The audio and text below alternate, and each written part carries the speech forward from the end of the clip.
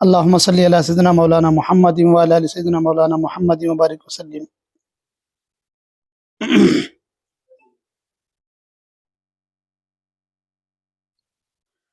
الحمد لوليه والصلاة على نبيه محمد وآله وأصحابه أجمعين. أما بعد، أعوذ بالله من الشيطان الرجيم. بسم الله الرحمن الرحيم. يا قوم ادخلوا الأرض المقدسة التي كتب الله لكم ولا ترتدوا على أدباركم فتنقلبوا خاسرين. قالوا يا موسى إن فيها قوما جبارين وإنا لن ندخلها حتى يخرجوا منها فإن يخرجوا منها فإنا داخلون. قال رجلان من الذين يخافون أنعم الله عليهم ادخلوا عليهم الباب فإذا دخلتموه فإنكم غالبون وعلى الله فتوکلوا ان کنتم مؤمنین. جو واقعہ اللہ تبارک و تعالیٰ نے بنی اسرائیل کے ان آیتوں میں ذکر فرمایا ہے، اس کی کچھ تفصیلات پچھلی تفسیر میں بھی آ گئی تھی پچھلے ہفتے میں. اللہ تبارک و تعالیٰ نے قرآن مجید کی ان آیتوں میں موسیٰ علیہ السلام کی قوم کا تذکرہ فرمایا ہے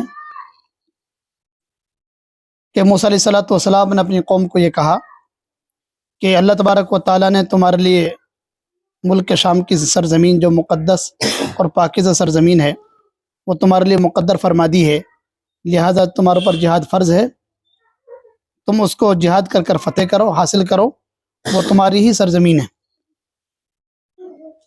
اس کا پس منظر یہ ہے کہ چونکہ ملک شام اور خاص طور سے فلسطین حضرت یعقوب علیہ السلام کے زمانے میں یعقوب علیہ السلام ہی اس پر قابض رہے اور انہی یہ بنی اسرائیل کی قوم کا ہی یہ ملک تھا. یعقوب علیہ السلام نے اس کو آباد فرمایا اپنے دور میں. پھر یعقوب علیہ السلام اپنے پورے قبیلے اور پورے خاندان کے ساتھ میں یوسف علیہ السلام کے بلاوے پر مصر چلے گئے تھے. یہ واقعات آپ نے پڑھے ہوں گے اور سن رکھے ہیں کہ یوسف علیہ السلام کے ساتھ میں کیا واقعہ پیش آیا.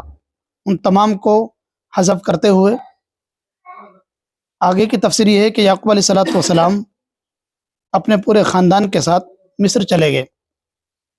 جب یہ مصر گئے تو بنی اسرائیل کو مصر کے اندر بہت عزت کی نگاہوں سے دیکھا گیا اور بہت احترام ان کا کیا جاتا تھا یوسف علیہ السلام کی برکت سے. پھر حالات چینج ہوئے، مصر پر قبطیوں کی حکومت آ گئی اور وہاں کا جو بادشاہ ہوتا تھا وہ فرعون ہوتا تھا. موسیٰ علیہ السلام کا دور آ گیا. موسیٰ علیہ السلام کے بھی زمانے میں بھی ایک فرعون تھا جس نے پوری بنی اسرائیل کو غلام بنا رکھا تھا اور قبطیوں کی یہاں حکومت تھی. موسیٰ علیہ السلام بنی اسرائیل سے تنگ تھے. اللہ تبارک و تعالیٰ کا حکم ہوا، اے موسیٰ تم اپنی قوم کو بنی اسرائیل کو لے کر راتوں رات نکل جاؤ، فرعون کے غرق ہونے کا وقت آ گیا ہے. چنانچہ موسیٰ علیہ السلام اپنی قوم کو لے کر نکل گئے. فرعون نے جب تعاقب کیا تو اللہ تبارک و تعالیٰ نے ان پر عذاب برسایا اور اس سمندر کے اندر غرق ہو گیا. جب فرعون اور فرعون والے مارے گئے تو موسیٰ علیہ السلام اپنی قوم کو لے کر دریا اور سمندر کو پار کر کے نکل گئے. قوم نے وہاں جا کر جب دیکھا کہ لوگ بت پرستی میں مبتلا ہیں تو موسیٰ علیہ السلام سے درخواست کرنے لگے، اے موسیٰ ہمیں بھی کوئی اللہ تعالیٰ کی ایسی تصویر بنا کے دو نا، مورتی جس کی ہم پوجا کریں. موسیٰ علیہ السلام نے یہاں بھی ان کو بہت ڈانٹا کہ اللہ تعالیٰ کے انعامات ان پر نازل ہو رہے ہیں اور پھر بھی اس طریقے کی بےہودہ باتیں یہ کر رہے ہیں. بہرحال جب یہ آگے چلے تو اللہ تبارک و تعالیٰ نے موسیٰ علیہ السلام کو حکم فرمایا، تمہارا اصلی ملک شام ہے جو تمہارا باپ داداؤں کا ملک رہا ہے، لہٰذا تم اپنی قوم کو کہو، اے میری قوم اس مقدس سرزمین میں داخل ہو جاؤ. اللہ تعالیٰ نے اس سرزمین کو تمہارے لیے مقدر فرما دیا ہے اور جہاد سے منہ نہ موڑنا اور میدان چھوڑ کر پیٹ دیکھ کر نہ بھاگنا ورنہ تم خسارے والوں میں سے ہو جاؤ گے.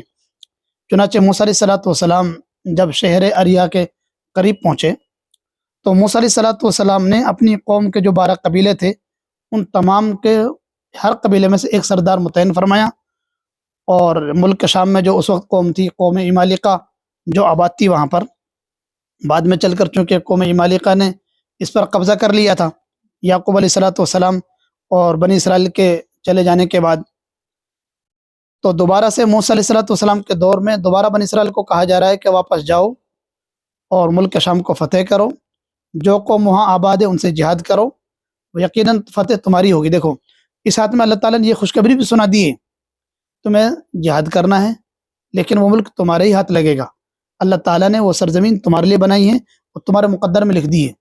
اب ہونا تو یہ چاہیے تھا کہ جب خوشخبری پہلے ہی مل چکی ہے کہ تم ناکام نہیں ہوگے بلکہ کامیابی تمہیں ملے گی، فتح تمہاری ہوگی، پھر تو ان کو بہادری سے لڑنا چاہیے تھا۔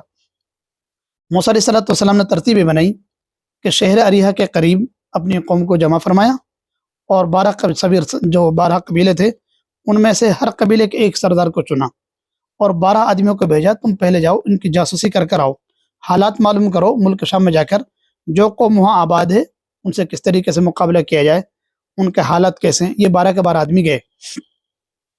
بعض روایتوں میں آتا ہے کہ یہ 12 کے 12 آدمی جب انہوں نے دیکھا وہ قوم بہت طاقتور، بڑی جسم و جثہ والی ہے، ان کے قد بڑے ہیں، تو ایک باغ کے اندر یہ چھپ گئے۔ قوم عمالقہ کا ایک آدمی اپنے باغ کے اندر پھل چننے کے لیے آیا تھا، جب اس نے ان شخصوں کے قدم دیکھے تو ان قدموں کی کھوج اس نے لگائی اور ان کے قدموں کے نشانات کو پہچانتے ہوئے ان کے پاس پہنچ گیا۔ ان 12 کے 12 کو اس نے اپنی ٹوکری میں یا اپنی چادر میں جیسے پھلوں کو ڈال رہا تھا اسی طریقے سے 12 آدمیوں کو بھی اس نے ڈال لیا اور سب کو لاد کر لے گیا اور اپنے بادشاہ کے سامنے لے جا کر ان کو ڈھیر کر دیا۔ جب ان سے پوچھا گیا تم کون ہو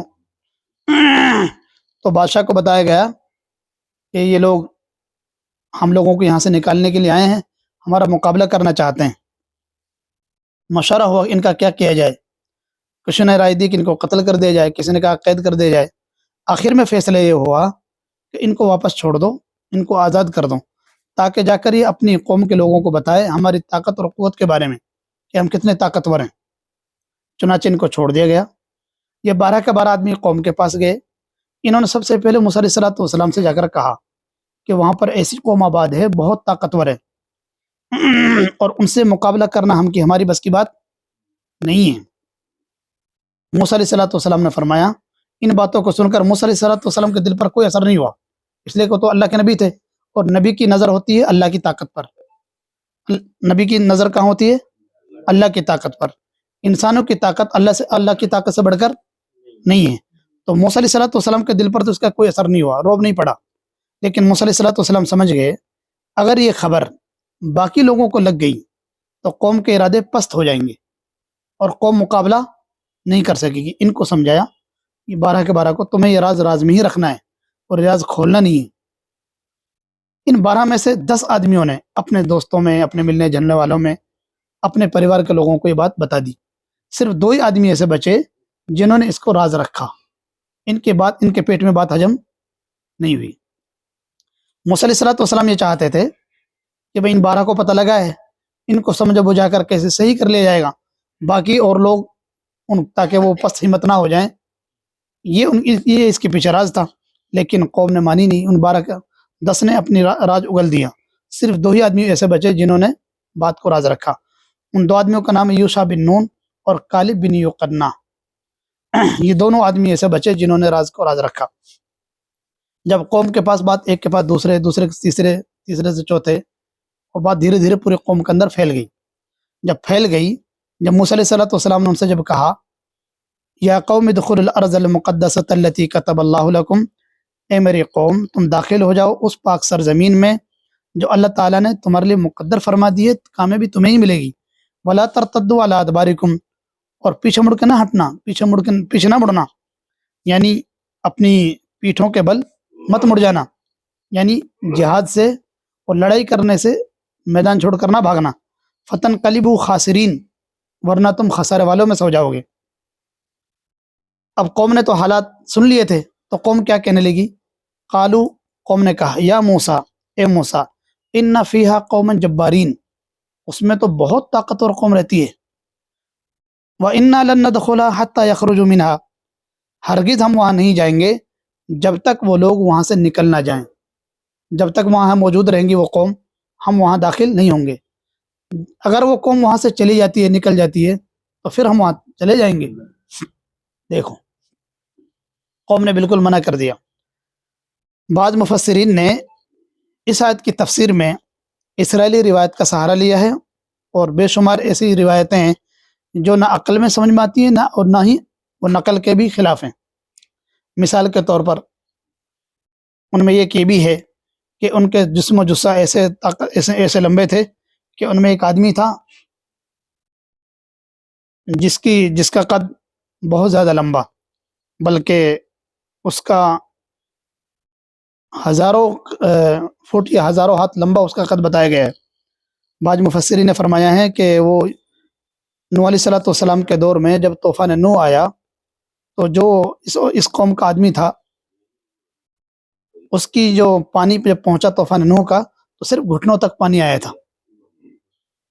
حالانکہ یہ بالکل عقل میں سمجھ میں آنے والی بات نہیں ہے، لیکن ان کا کہنا یہ ہے کہ جو آدمی سے ان کی ملاقات ہوئی تھی اور جو ان 12 آدمیوں کو قیدی بنا کر لے گیا تھا، تمام کو بھر کر اپنے ٹوکرے میں یا اپنی چادر میں، وہ اتنا قداور آدمی تھا کہ طوفان نوح کے وقت میں پانی اس کے صرف گھٹنوں تک پہنچا تھا، جبکہ صحیح بات نہیں ہے۔ اسی طریقے سے اور بھی کئی روایتیں ایسی ہیں جو عقل اور نقل دونوں کے خلاف ہے، بلکہ بعض مفسرین نے فرمایا ہے کہ جس آدمی کا نام بنی اسرائیل کے لوگوں نے اسرائیلی روایت میں ذکر ملتا ہے، اس طرح کا آدمی کوئی ہوا ہی نہیں ہے، اور قرآنی آیت بھی اس کے خلاف ہیں۔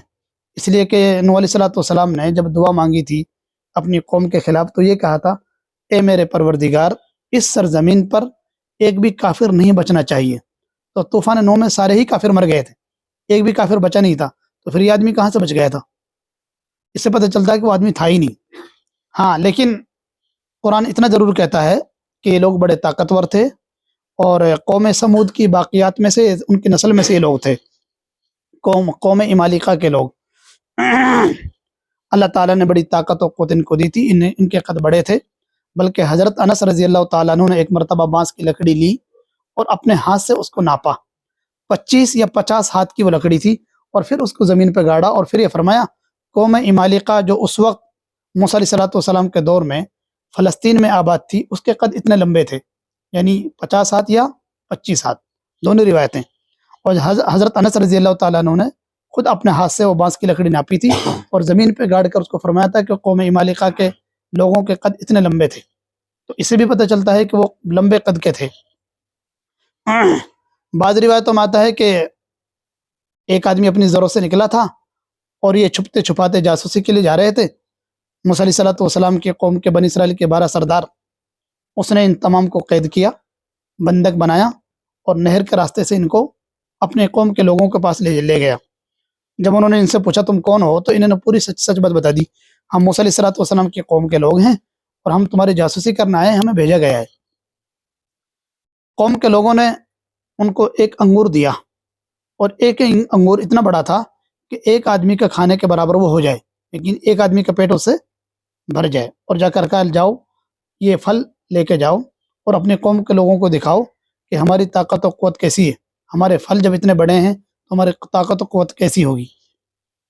تو اس قوم کا تذکرہ اللہ تعالیٰ نے یہاں فرمایا کہ موسیٰ علیہ السلام کی قوم پر رعب پڑا، وہ ڈر گئی، اور موسیٰ علیہ السلام یہ کہنے لگے، یا موسیٰ ان فیہا قوما جبارین، اے موسیٰ اس میں تو ایک زبردست قوم رہتی ہے، بہت طاقتور قوم ہے، وَإِنَّا لَن نَدْخُلَهَا، ہم ہرگز وہاں نہیں داخل ہوں گے، حتیٰ یخرجوا منہا، جب تک کہ وہ یہاں سے نہ نکل جائیں، فَإِن یخرجوا منہا، پس اگر وہ وہاں سے نکل جاتے ہیں، فَإِنَّا دَاخِلُونَ، تو پھر ہم چلے جائیں گے وہاں۔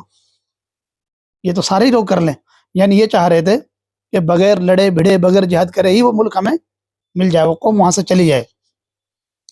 قال رجلان من الذين يخافون انعم الله عليهم ادخلوا عليهم الباب، ان لوگوں میں سے جو اللہ سے ڈرتے تھے ان میں سے 2 آدمیوں نے کہا، ان 2 آدمیوں سے مراد وہی 2 آدمی، یوشع بن نون اور کالب بن یوقنا۔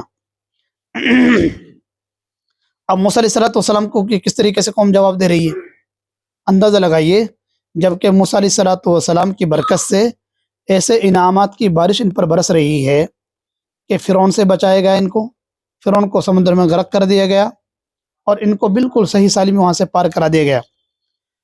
فرعون کے مر جانے کے بعد پورا ملک مصر کن کا ہو گیا؟ انہی کا تھا، کوئی اور دوسری قوم اس میں تھی نہیں، 2 ہی قومیں آباد تھی، یا تو قبطی اور بنی اسرائیل۔ قبطی تو سارے مارے گئے، اب رہ گئے کون؟ بنی اسرائیل۔ ملک مصر بھی ان کے ہاتھ میں آ رہا ہے، اور آگے اللہ تعالیٰ خوشخبری دے رہے ہیں کہ ملک شام بھی تمہارا ہی ہوگا، اور اللہ تعالیٰ نے اس زمین کو تمہارے لیے مقدر فرما دیا ہے اور کامیابی تمہیں ہی ملے گی. اس کے باوجود کس طریقے کے الفاظ یہ کہہ رہے ہیں، ڈر رہے ہیں اور یہ کہہ رہے ہیں ہمارا لڑنا ہمارا بس کی بات نہیں ہے. بعض مفسرین نے فرمایا کہ چونکہ اللہ تعالیٰ نے ان کو اتنا لاڑ پار کیا، انعامات کی بارش کی، کہ یہ روٹی رام ہو گئے. میں اپنا الفاظ میں کہہ رہا ہوں کہ جس طریقے سے انسان جب فری کی ملتی ہے تو پھر اس سے محنت نہیں ہوتی. ان کو کھاتے کھاتے فری کا کھاتے کھاتے اب یہ چاہ ہی نہیں رہتے کہ ہم محنت مشقت کریں اور سامنے والے سے مقابلہ کریں پھر ملک لیں، بلکہ چاہ رہے تھے کہ وہ تو وہاں سے ویسے ہی نکل جائیں اور پھر ہم وہ ملک پر قابض ہو جائیں. ان لوگوں میں سے جو اللہ سے ڈرتے تھے، جن پر اللہ تعالیٰ نے اپنا خاص انعام کیا، ان میں سے 2 آدمیوں نے کہا ادخلوا علیہم الباب. اپنی قوم کے لوگوں کو سمجھایا. نبی تو سمجھا ہی رہے تھے موسیٰ علیہ الصلوۃ والسلام، لیکن یہ 2 آدمی جو ان کے ساتھ ہی گئے تھے جائزہ لینے کے لیے، یہ دونوں بھی اپنی قوم کو سمجھا رہے تھے. اور کیا کہہ رہے تھے؟ ادخلوا علیہم الباب، بھائی تم دروازے میں تو پہنچو. ایک مرتبہ ہمت کر شہر کے دروازے میں تو پہنچو. فَإِذَا دَخَلْتُمُوهُ فَإِنَّكُمْ غَالِبُونَ، جیسے ہی تم دروازے میں داخل ہوگے، فَإِنَّكُمْ غَالِبُونَ، تم ہی غالب رہو گے، یعنی کامیابی گھستے ہی فتح تمہاری ہو جائے گی. کیا مراد ہے؟ ایک مطلب تو یہ ہے کہ وہ ایسے ہی جسم و جسو والے ہیں، ان کے اندر طاقت نہیں ہے، تمہارا مقابلہ کر ہی نہیں سکیں گے. بعض لوگ ہوتے ہیں جو جسم تو بڑا ڈیل ڈول ہوتا ہے لیکن اندر سے بالکل کھوکھلے ہوتے ہیں. اسی طریقے سے اپنے قوم کو سمجھا رہے ہیں کہ آپ جیسے تھوڑی تھے، اب تو ایمان والے امت محمدیہ میں ہوں. بہرحال 2 آدمیوں نے کہا ایک بار دروازے میں پہنچو. جیسے ہی دروازے میں پہنچو گے فَإِنَّكُمْ غَالِبُونَ، تم ہی غالب رہو گے. مراد یہ ہے یا تو یہ بڑے جسم والے ہی ہیں، اندر سے طاقت ان میں نہیں ہے، یا دوسری مراد یہ بھی ہو سکتی ہے کہ تمہارا رعب ان پر ایسا پڑے گا کہ تم سے لڑنے کی طاقت بھی نہیں رکھیں گے، خود بخود ہی ملک چھوڑ کر چلے جائیں گے. ایک بار جائیے تو صحیح. وَعَلَى اللَّهِ فَتَوَكَّلُوا إِن كُنتُم مُؤْمِنِينَ، اور اللہ تعالیٰ پر بھروسہ کرنا چاہیے ایمان والوں کو. یہ ایمان والوں کو بھروسہ بھی دے رہے ہیں کہ تمہارا بھروسہ کس پر ہونا چاہیے؟ اللہ پر. مسلمان کی نظر ہمیشہ کہاں رہے؟ اللہ کی طاقت و قوت پر. دنیا کا اسباب، یہ ساز و سامان کچھ بھی نہیں ہے. قالوا یا موسیٰ، پھر بھی قوم کیا کہہ رہی؟ یا موسیٰ انا لن ندخلها ابدا ما داموا فیہا، جب تک وہ لوگ وہاں موجود ہیں کبھی بھی ہم ہرگز وہاں داخل نہیں ہوں گے. اتنا سمجھانے کے بعد بھی، اتنی خوشخبریاں مل رہی ہیں، لیکن پھر بھی کیا کہہ رہے ہیں؟ انا لن ندخلها ابدا ما داموا فیہا، جب تک وہ وہاں موجود ہیں ہم ہرگز وہاں داخل نہیں ہوں گے. فَاذْهَبْ، آگے سنو، اس سے بھی سخت الفاظ کے فَاذْهَبْ أَنْتَ وَرَبُّكَ فَقَاتِلَا إِنَّا هَاهُنَا قَاعِدُونَ، اور اگر ان سے لڑنا ہی ضروری ہے تو اور تیرا خدا ہی جا کے ان سے لڑے، ہم تو یہیں بیٹھے رہیں گے، ہمارا بس کا جانا نہیں ہے. اب ایک طرف تو موسیٰ علیہ الصلوۃ والسلام کی قوم بنی اسرائیل ہے، دوسری طرف امت محمدیہ ہے. اب دونوں کا جائزہ لیجئے. بعض مفسرین نے فرمایا اس آیت کی تفسیر میں کہ نبی کریم صلی اللہ علیہ وسلم کے دور میں غزوہ بدر جب ہوا تو جس قافلے کے مقابلہ کرنے کے لیے نبی کریم صلی اللہ علیہ وسلم اور صحابہ کرام 313 مدینہ منورہ سے باہر جس قافلے کو روکنے کے لیے نکلے تھے، ابو سفیان کا قافلہ جو ملک کے شام سے تجارت کر آ رہا تھا، وہ تو سمندر کے راستے سے پار ہو گیا. ابو سفیان نے مکہ سے جو لوگ بلائے تھے ان کا سردار تھا ابو جہل، اور 1000 کا لشکر جو لے کر آیا تھا. یہ قافلہ تو نکل گیا اور نبی کریم صلی اللہ علیہ وسلم کو خبر لگ گئی کہ وہ قافلہ چلا گیا ہے، لیکن ابو جہل 1000 کا لشکر لے کر، اور وہ بھی بڑے ساز و سامان تیاری کے ساتھ میں، مدینے پر چڑھائی کے لیے اپنے قافلے کو بچانے کے لیے ہماری طرف آ گیا ہے. نبی کریم صلی اللہ علیہ وسلم نے صحابہ کو ہم سے مشورہ لیا، بھئی وہ قافلہ جس کے لیے ہم مقابلہ کرنے کے لیے آئے تھے وہ تو نکل چکا ہے، کفار مشرکین کا دوسرا قافلہ ہم سے مقابلے کے لیے آیا ہے، کیا کیا جائے؟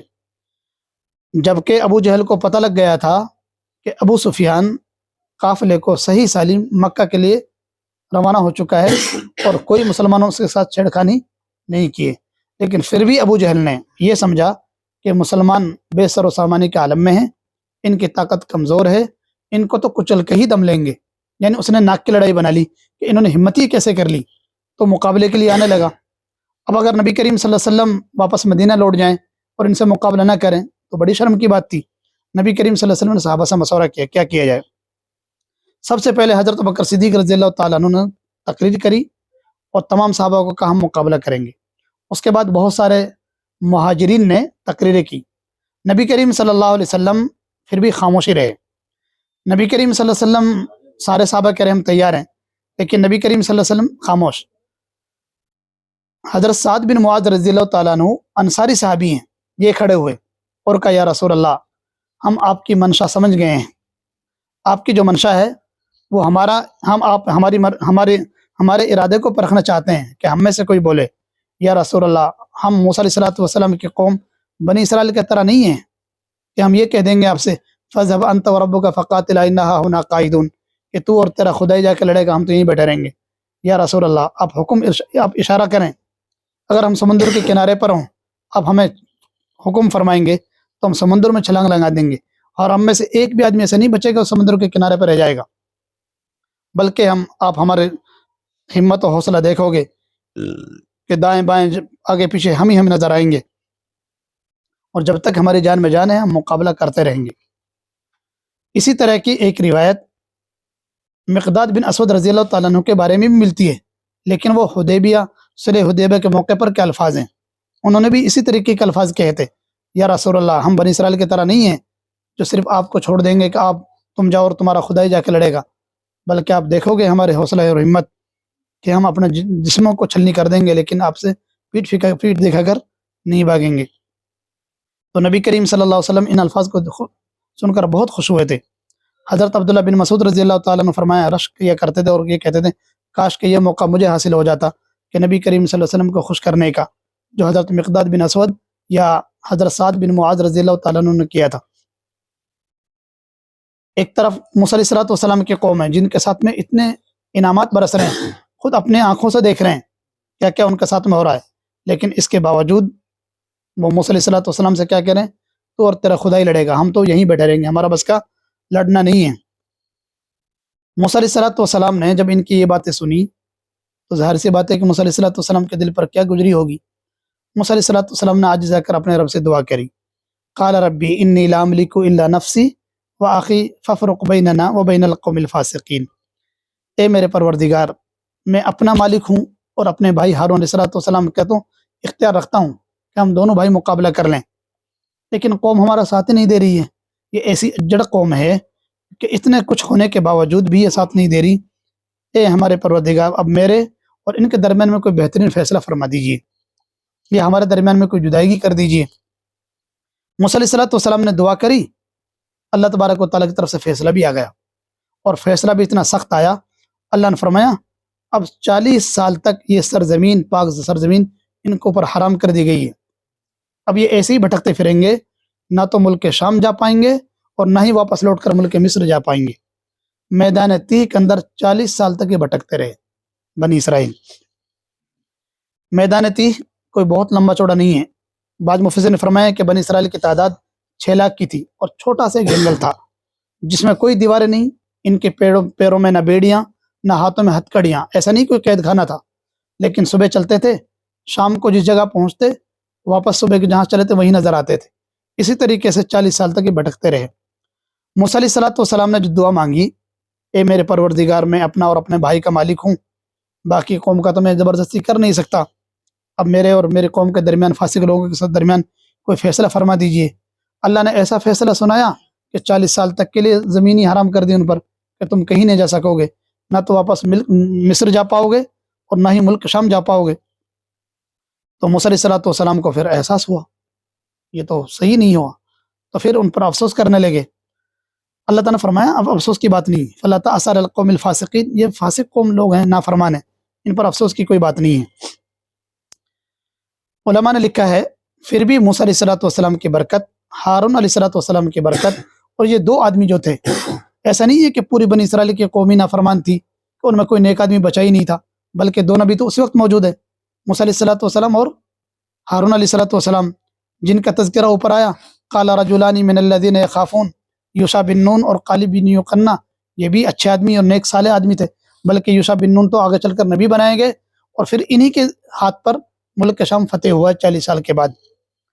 تو ان کی برکت سے اللہ تبارک و تعالیٰ نے انعامات کی بارش میدان تی میں بھی ان کو فرمائی کہ جب ان کو گرمی کا احساس ہوا، دھوپ کی تپش لگنے لگی، بادلوں نے چھتری کی طرح صاحبان کی طرح ان پر سایہ کر لیا، پانی کی ضرورت پڑی، سخت پتھر پر موسیٰ علیہ الصلوۃ والسلام نے عصا مارا، 12 چشمے بہہ پڑے. کپڑے دھلنے کی ان کو ضرورت نہیں، کپڑے سلنے کی ان کو ضرورت نہیں، بدلنے کی ضرورت نہیں، کھانا بنانے کی ضرورت نہیں. من و سلوہ جنت کا کھانا ان پر نازل ہوتا تھا، بغیر پکائے اور بغیر محنت کرے اللہ تعالیٰ کی طرف سے روزی مل رہی ہے. کپڑے دھلے دھلائے پریس ہوئے مل رہے ہیں، کپڑے بدلنے کی ضرورت نہیں ہے، صاف ستھرے. بچے بڑھ رہے ہیں، کپڑا بھی ان کے ساتھ بڑھ رہا ہے. جیسے جیسے بچے بڑھتے تھے، 40 سال کا زمانہ بہت لمبا ہوتا ہے. ظاہر سی بات ہے کہ بنی اسرائیل میں بہت سارے لوگ ختم ہو چکے ہیں 40 سال میں، بہت گنے چنے لوگ رہ گئے تھے. دوسری نئی نسل ان کی اسی میدان تی میں آ چکی ہے. اللہ تعالیٰ ان کے لیے پردے کا انتظام بھی کرتا ہوگا، جہاں میں بیوی بسر کرتے ہوں گے.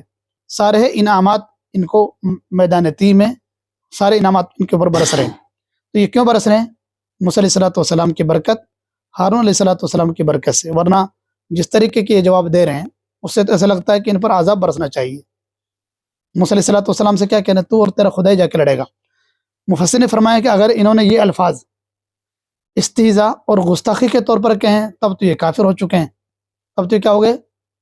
کافر. تو ان کے لیے جو سزا دی جائے وہ بہتر ہے. لیکن علماء فرماتے ہیں کہ یہ استہزاء کے طور پر انہوں نے الفاظ نہیں کہے، بلکہ انہوں نے اس طریقے کے کہے، تو لڑ اور تیرا خدا کی مدد تیرے ساتھ میں ہوگی. تو جا کے لڑ اور تیرے خدا کی مدد تیرے ساتھ میں ہوگی. تم دونوں مل کر وہاں جا کر لڑو اور مقابلہ کرو اور اس ملک کو وہ کراؤ. لیکن اس طریقے کے الفاظ بھی فاسقانہ اور گنہگارانہ الفاظ ہیں. اس لیے اللہ تبارک و تعالیٰ نے ان کی پکڑ فرمائی اور پھر یہ فرمایا قال انہا محرمۃ علیہم 40 سنہ. اب اس کی سزا یہ ہے کہ 40 سال تک یہ ملک شام ان پر حرام کر دیا گیا. یہ 40 سال تک بھٹکتے رہیں گے زمین میں، یتیہون فی الارض فلا تأس علی القوم الفاسقین. علماء فرماتے ہیں کہ ہارون علیہ الصلوۃ والسلام کی موت کچھ دنوں کے بعد ہارون علیہ الصلوۃ والسلام کی وفات ہو گئی. 3 سال کے بعد، 6 مہینے کے بعد یا 1 سال کے بعد، تینوں طرح کی روایتیں، زیادہ تر 6 مہینے کی اور 1 سال کی روایت ملتی ہے کہ ہارون علیہ الصلوۃ والسلام کے انتقال کے بعد پھر موسیٰ علیہ الصلوۃ والسلام کا بھی انتقال ہو گیا. پھر یوشع بن نون ان کے نبی بنائے گئے. اس بیچ میں ان کے اوپر نبی آتے رہے ان 40 سالوں میں. لیکن 40 سال میں کے بعد جب 40 سال کی مدت پوری ہو گئی، بعض علماء فرماتے ہیں کہ ہو سکتا ہے ان کو اپنی غلطی کا احساس ہو گیا ہو، پھر انہوں نے توبہ بھی کر لی ہو. جب توبہ کر لی ہو تو وہ دور یوشع بن نون کا تھا اور 40 سال کی مدت بھی پوری ہو گئی تھی. پھر اللہ تبارک و تعالیٰ نے یوشع بن نون کے ہاتھ پر ملک شام کو فتح کرایا اور پھر جا کر یہ ملک شام میں جا کر آباد ہوئے. ورنہ تو یہ 40 سال تک میدان تی میں بھٹکتے رہے. قال ربی انی لا املک الا نفسی واخی ففرق بیننا وبین القوم الفاسقین. موسیٰ علیہ الصلوۃ والسلام نے اپنے رب سے دعا کی، اے میرے پروردگار، میں اپنا مالک ہوں اور اپنے بھائی کا مالک ہوں. لا املک الا نفسی واخی، نہیں مالک ہوں مگر میں اپنی جان کا اور اپنے بھائی کا. ففرق بیننا وبین القوم الفاسقین، میرے ہمارے اور ہم فاسق قوم کے درمیان کوئی فیصلہ فرما دیجیے. قال فإنها محرمۃ علیہم 40 سنہ. اللہ تعالیٰ نے فرمایا پس یہ مقدس سرزمین ان پر حرام کر دی گئی ہے 40 سنہ، 40 سال کے لیے. یتیہون فی الارض، یہ زمین میں بھٹکتے پھریں گے. جہاں یہ بھٹکتے پھرے ہیں، یہ بعض علماء نے فرمایا کہ مصر اور فلسطین کے بیچ میں ایک جنگل ہے اور وہ زیادہ بڑا نہیں تھا، بہت چھوٹا جنگل تھا. اس میں 40 سال تک بھٹکتے رہے. صبح چلتے تھے، شام کو پڑاؤ ڈالتے تو جہاں سے چلے وہی نظر آتے تھے، ہم تو یہی ہیں. وہ چھوٹے سے میدان میں گھومتے رہے. بھول بھلیا، یہ اللہ کی پھٹکار تھی، اللہ کی مار تھی. یتیہون فی الارض، یہ زمین میں بھٹکتے رہے. فلا تأس علی القوم الفاسقین، بس آپ فاسق لوگوں پر افسوس نہ کریے، غم نہ کھائیے.